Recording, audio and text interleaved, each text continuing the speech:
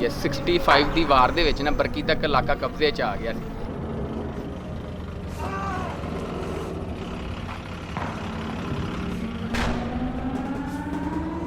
जिंदी वजह तो ना इंडियन आर्मी इत्थे कब्जा कर गई सी। इत्थों खिड़कियां दरवाजे बोर इहो जिन्ना मालिक नीमत समझ के ना कीमती समान उतार के लै गई सी।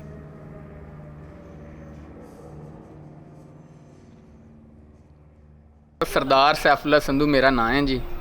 तो जिथे असीं हुण इस टाइम खलोते हैं पिंड पढ़ाना है, बरकी रोड ते बार्डर ते आखिरी पिंड। तो हवेली सरदार ज्वाला सिंह संधू इस टाइम असीं जिस मकाम ते खड़े हैं। तो सरदार ज्वाला सिंह संधू कौन सन जी? आ सवाल पैदा होंदा जी, हू सरदार ज्वाला सिंह। सरदार ज्वाला सिंह संधू महाराजा रणजीत सिंह दे फौज दे ना सिपा सलार सन, मेजर जनरल सन उदों जी। सिपा सलार उन्हां दी फौज दे जरनैल सन। तो साडे लकड़ दादा यानी फैमिली ट्री साडी सरदार ज्वाला सिंह तो स्टार्ट होंदी है। तो उन्होंने स्टेट पढ़ाना तो उनके इर्द गिर्द जिन्ने मता फास उन्होंने स्टेट आ ना महाराजा रणजीत सिंह ने अलाट की थी। तो आ 1 एकड़ ते महीत हवेली है जी। इनके 100 तो ज़्यादा कमरे सन। इनके शाही हमाम सन बकायदा, इन्हें मेहमान खाने सन बकायदा, पार्किंग सिस्टम सी, प्रॉपर एक निज़ाम सी। तो जिंदा पढ़ाना आ डिस्ट्रिक्ट अमृतसर ते डिस्ट्रिक्ट लाहौर के जिन्ने भी उदों मशहूर 85 पिंड सन, उन्हों का दारुल खिलाफा सी, उन्हों का कैपीटल सी जी। 85 पिंड सन जी डिस्ट्रिक्ट अमृतसर ते लाहौर के विचकार, उनका कैपीटल सी दारुल खिलाफा सी आ जी पढ़ाना। तो इत्थे बकायदा ओरनी मजिस्ट्रेट बहिंदा सी जी। साडे परदादा जी सरदार हरचरण सिंह संधू उन्हों का नाम सी। इत्थे बकायदा म्यूनसिपल कमेटी होंदी सी जिंदी दिन सुबह ते शाम दीवियां च तेल पा के अग जलाउंदे सन रोशनी लई, सफाइयां होंदियां सन बकायदा। तो एक प्रॉपर इत्थे निज़ाम सी पढ़ाने का जी। बकायदा इत्थे साडे जिंदे रियल पड़दादा जन सरदार हरचरण सिंह ओरनी मजिस्ट्रेट सन। इत्थे अदालती निज़ाम सी ते घोड़े हाथियां दा सतबल होया करदा सी। जेलां सन इत्थे बकायदा। महरानी जिंद कौर उन्होंने सिस्टर इत्थे सरदार ज्वाला सिंह दे नाल विआही सी। इन्हां नाल सरदार ज्वाला सिंह ते महाराजा रणजीत सिंह दा दोवें हमजुलफ भी सन, सांडू सांडू भी सन। आ भी रिश्ता नाल जुड़दा है। तो इनकी एक बड़ी तारीख है पढ़ाने पिंड की जी। है ने हिस्टोरीयन उन्होंने इत्थे डॉक्यूमेंटरियां बनाईयां ने। तो काफ़ी एक मंबा कह सकते जे तारीख के लिहाज नाल भी। तो उंज एक शाहकार है, एक अजूबा है।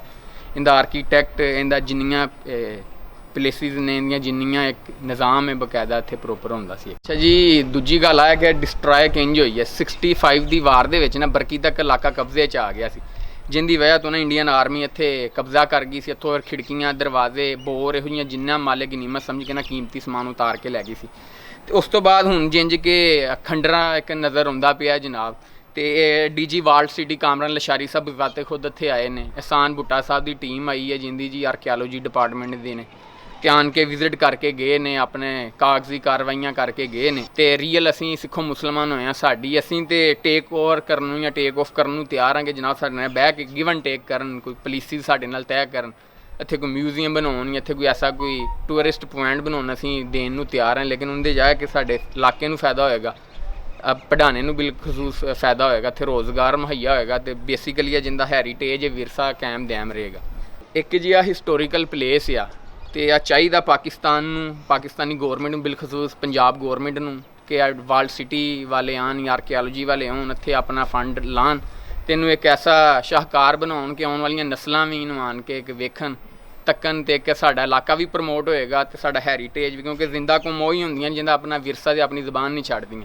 ते साडी कौम दा विरसा इहनूं आन के संभालन जनाब, इंदे ते अपने फंड लगा के तो इनू एक आने वाली नस्लों एक अच्छा पैगाम जाएगा कि बिल्डिंग एक हिस्टोरीकल प्लेस है। इत्थे कौन कैसा निज़ाम सी, कैसा निज़ाम रहा है, टोटली इत्थों आन के पता लगेगा। अच्छा, बार्डर तो आए जी, बार्डर इत्थों ना जिग जैग जा रहा है। इंडिया का तो पाकिस्तानी जिंदी 0 लाइन बाउंड्री है ना, जिग जैग जा रही है। इत्थों कह सकते बार्डर को 3-4 किलोमीटर दूर है, लेकिन है on the top of border. तो बार्डर लेकिन इत्थों तक 3-4-5 किलोमीटर दूर है, क्योंकि जिग जैग लाइनिंग है। कितों अंदर कोई कंट्री का हिस्सा, पिंड कुछ अंदर ने कोई बाहर ने। तो आ जो डिज़ाइन अंग्रेज़ कर गया सी वंड दे वेले, उंज जिग जैग बार्डर चलता पे।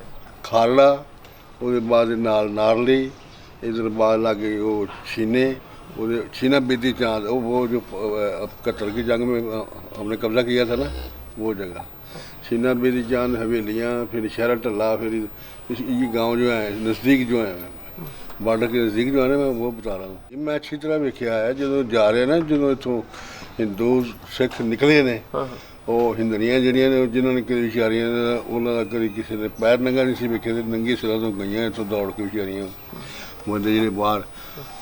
दरअसल इतने ज़्यादा सिख सन, आबादी सिखा की ज़्यादा, मुसलमान है सन थोड़े सन। फौज ਪੁਲਿਸ 'ਚ ਉਹ ਜ਼ਿਆਦਾ ਜਿਹੜੇ ਹਨ ਉਹ ਲੋਕ ਸਨ, ਸਿੱਖ ਲੋਕ ਜਿਹੜੇ ਜੱਟ ਹੈ ਸਨ। ਤੇ ਆਪਣਾ ਇਹਨਾਂ ਦਰਖਾਸਤ ਦਿੱਤੀ ਸੀ ਨਾ ਬਗੈਰ ਮਾਰੇ ਜਾਵਾਂਗੇ ਕਿ ਇੰਡੀਆ 'ਚ ਆ ਗਿਆ। ਤੇ ਜਿੱਥੇ ਆਬਾਦੀ ਜ਼ਿਆਦਾ ਸੀ ਨਾ ਸਿੱਖਾਂ ਦੀ, ਉੱਥੇ ਮੁਸਲਮਾਨ ਆਰਮੀ ਸੀ, ਤੇ ਜਿੱਥੇ ਜ਼ਿਆਦਾ ਆਬਾਦੀ ਸਿੱਖਾਂ ਦੀ ਸੀ ਉੱਥੇ ਮੁਸਲਮਾਨ ਆਰਮੀ, ਜਿੱਥੇ ਮੁਸਲਮਾਨਾਂ ਦੀ ਆਬਾਦੀ ਜ਼ਿਆਦਾ ਸੀ ਉੱਥੇ ਸਿੱਖ ਆਰਮੀ। ਇੱਕ ਦੋ ਬੰਦੇ ਦਿੱਤੇ ਇਸ ਨਾਲ ਕਿ ਲੋਕ ਖਾਸ ਤੌਰ 'ਤੇ ਨਿਕਲ ਆਉਣ। ਇਸ ਹਵੇਲੀ ਜਨਾਬ ਉਹ ਕਹਿੰਦੇ ਨੇ ਖੰਡਰ ਬਤਾਤੇ ਹੈਗਾ ਮਾਰ ਤਜ਼ੀਮ ਥੀ। ਇਹ ਸਰਦਾਰ ਜਵਾਲਾ ਸਿੰਘ ਸੰਧੂ ਜਿਨ੍ਹਾਂ ਦੇ ਚਸ਼ਮੋ ਚਿਰਾਗ ਨੇ, ਇਹ ਖਾਨਦਾਨੀ ਤੌਰ 'ਤੇ ਚੱਲੇ ਆ ਰਿਹਾ। ਰਣਜੀਤ ਸਿੰਘ ਦੇ ਵਿੱਚ ਉਹਨਾਂ ਦੇ ਉਹ ਰਾਜਾ ਰਹੇ ਨੇ, ਅਤੇ ਉਹ ਬਲਕਿ ਇਹ ਵੀ ਸੁਣ ਕੇ ਜੈ ਸਿੰਘ ਇੱਥੇ ਆਉਂਦਾ ਰਿਹਾ ਜਵਾਲਾ ਸਿੰਘ ਦੇ ਕੋਲ। ਇਹ ਹਵੇਲੀ ਫਿਰ ਇਹਨਾਂ ਦੇ ਜਿਹੜੇ ਇਹਨਾਂ ਦੇ ਵਾਲਦ ਦੇ ਦਾਦਾ ਜੀ ਸੀ ਸਰਦਾਰ ਹਰਚੰਦ ਸਿੰਘ, ਉਹ ਉਸ ਉਹਨਾਂ ਦਾ ਸਿਲਸਿਲਾ ਚੱਲਦਾ। ਅਤੇ ਉਹਦੇ ਬਾਅਦ ਜਨਾਬ ਇਹ ਉਹਨਾਂ ਦੀ ਦੋ ਬੀਵੀਆਂ ਸਨ, ਇੱਕ ਦਾ ਨਾਂ ਆਪਣਾ ਕਰਤਾਰ ਕੌਰ ਅਤੇ ਇੱਕ ਦਾ ਨਾਂ ਚੰਨਣ ਕੌਰ। ਜਿਹੜੀ ਚੰਨਣ ਕੌਰ ਸੀ ਇਹ ਜਦੋਂ ਆਪ ਮੁਸਲਮਾਨ ਹੋਏ ਨੇ, ਉਹ ਚੰਨਣ ਕੌਰ ਮੁਸਲਮਾਨ ਉਹਨੇ ਹੁਣ ਜ਼ਾਹਰ ਹੋਣਾ ਹੀ ਸੀ। ਅਤੇ ਉਹ ਜਿਹੜੀ ਕਰਤਾਰ ਕੌਰ ਸੀ ਉਹਦੇ ਜਿਹੜੇ ਇਹਨਾਂ ਦੇ ਸਰਦਾਰ ਦੇ ਵਾਲਾ ਸਾਹਿਬ ਦੇ ਜਿਹੜੇ ਉਹ ਹੈ ਇਹਨਾਂ ਦੇ ਚਾਚੇ ਉਹ ਇੰਡੀਆ ਚਲੇ ਗਏ। ਇਹ ਜਿਹੜੇ ਸੀ ਕਿਉਂਕਿ ਮੁਸਲਮਾਨ ਹੋ ਗਏ ਸੀ, ਇਹਨਾਂ ਦੇ ਉਹ ਦਾਦਾ ਜੀ ਮੁਸਲਮਾਨ ਹੋ ਗਏ ਇਹਨਾਂ ਦੇ ਵਾਲਾ ਸਾਹਿਬ ਦੇ। ਅਤੇ ਉਹ ਫਿਰ ਇਹ ਇੱਥੇ ਉਹਨਾਂ ਦੀ ਪਾਕਿਸਤਾਨ ਬਣਨ ਤੋਂ ਪਹਿਲੇ ਹੀ ਉਹ ਫੌਤ ਹੋ ਗਏ ਸਨ। ਇਹ ਸਰਦਾਰ ਸਾਹਿਬ ਜਿਹੜੇ ਮੁਸਲਮਾਨ ਹੋ ਗਏ, ਇਹਨਾਂ ਦਾ ਨਾਂ ਖਜ਼ਾਨ ਸਿੰਘ ਸੀ, ਅਤੇ ਉਹਦੇ ਬਾਅਦ ਉਹਨਾਂ ਦਾ ਨਾਮ ਪੈ ਗਿਆ ਸਰਦਾਰ ਅਮਾਨੁੱਲਾ। ਹਾਂਜੀ, ਇਹ ਰਈਸੀ ਪੜ੍ਹਾਉਣਾ ਵੱਜਦੇ ਸਨ। ਅਦਾਲਤ ਜੀ ਜਾ ਕੇ ਉਹਨਾਂ ਨੂੰ ਕੁਰਸੀ ਮਿਲਦੀ ਸੀ।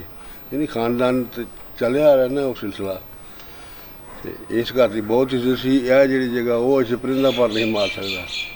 ਉਹ ਜਿਹੜਾ ਇਹਨਾਂ ਨੇ ਮਕਾਨ ਬਣਾਇਆ ਜਾਂ ਜਿਹੜੀ ਰਿਹਾਇਸ਼ ਇਹਨਾਂ ਦੀ, ਇਹ ਉਹਨਾਂ ਦਾ ਡੇਰਾ ਹੁੰਦਾ ਸੀ।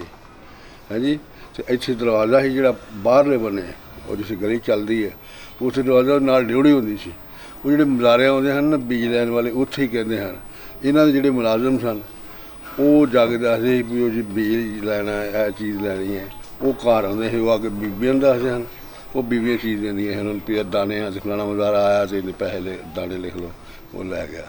ਇਹਨਾਂ ਦਾ ਲੋਤਾ ਬੇਟਾ ਸਰਦਾਰ ਅਮਾਨੁੱਲਾ, ਉਹ ਜਿਹੜੇ ਨੇ ਉਹਨਾਂ ਦਾ ਮੈਨੂੰ ਯਾਦ ਨਹੀਂ ਕਿੰਨੇ ਭਾਈ ਨੇ ਇਹ ਇਕੱਲੇ ਸਨ ਆਪਣਾ। ਉਹ ਜਿਹੜੇ ਨੇ ਪਤਾ ਨਹੀਂ ਕਿੰਨੇ ਭਾਈ, 3 ਕਿ 4 ਕਿੰਨੇ। ਉਹ ਇੱਥੇ ਪਿਛਲੇ ਦਿਨਾਂ ਜੀ ਮਿਲਣ ਵਾਸਤੇ ਵੀ ਆਏ ਸਨ ਗੁਰਬਦਨ ਸਿੰਘ ਹੈ ਜੀ। ਉਹ ਕੋਈ ਦਿੱਲੀ ਬੈਠੇ ਆ, ਕੋਈ ਚੰਡੀਗੜ੍ਹ ਨੇ, ਕੋਈ ਅੰਮ੍ਰਿਤਸਰ ਹੈ ਵੀ ਉਹਨਾਂ ਦਾ ਕੋਈ ਸਾਰੇ ਸਹੀ ਦੇ ਇਹਨਾਂ ਨੂੰ ਪਤਾ ਵੀ ਕਿੱਥੇ ਕਿੱਥੇ ਰਹਿੰਦੇ ਨੇ। ਮੇਰਾ ਇਹਨਾਂ ਨਾਲ ਜਨਾਬ ਖੂਨੀ ਰਿਸ਼ਤਾ ਨਹੀਂ ਹੈਗਾ, ਅਤੇ ਸਿਰਫ ਇਹਨਾਂ ਮੇਰਾ ਕੋਈ ਖਾਨਦਾਨੀ ਤਲਕ ਹੈ। ਇਹਨਾਂ ਦੇ ਜਿਹੜੇ ਦਾਦਾ ਜੀ ਸਨ ਇਹਨਾਂ ਦੇ ਆਪਣਾ ਹਾਂਜੀ ਉਹਨਾਂ ਨਾਲ ਮੇਰੀ ਲੈਕ ਸੀ। ਇਹਨਾਂ ਦੀ ਦਾਦੀ ਜਾਨ ਵੀ ਉਹ ਪਹਿਲਾਂ ਤੋਂ ਤਲਕ ਪਹਿਲੇ ਤੋਂ ਹੀ ਹੈ।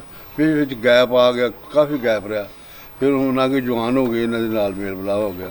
ਇਹਨਾਂ ਦੇ ਵਾਲਦ ਸਾਹਿਬ ਮੇਰੇ ਕੋਲ ਪੜ੍ਹਦੇ ਰਹੇ। ਇਹਨਾਂ ਦੇ ਚਾਚਾ ਜੀ ਸਰਦਾਰ ਅਮਾਨੁੱਲਾ, ਉਹ ਵੀ ਥੋੜ੍ਹੀ ਦੇਰ ਇਸੇ ਪੜ੍ਹੇ, ਮੁੜ ਕੇ ਬਾਗਬਾਨਪੁਰੇ ਚਲੇ ਗਏ। ਅਤੇ ਇਹ ਐਚਸਨ ਦੇ ਕਾਲਜ ਦੇ ਪੜ੍ਹੇ ਸਰ ਸਰਦਾਰ ਅਮਾਨੁੱਲਾ। ਹਾਂਜੀ, ਖਾਨਦਾਨੀ ਰਈਸ ਲੋਕ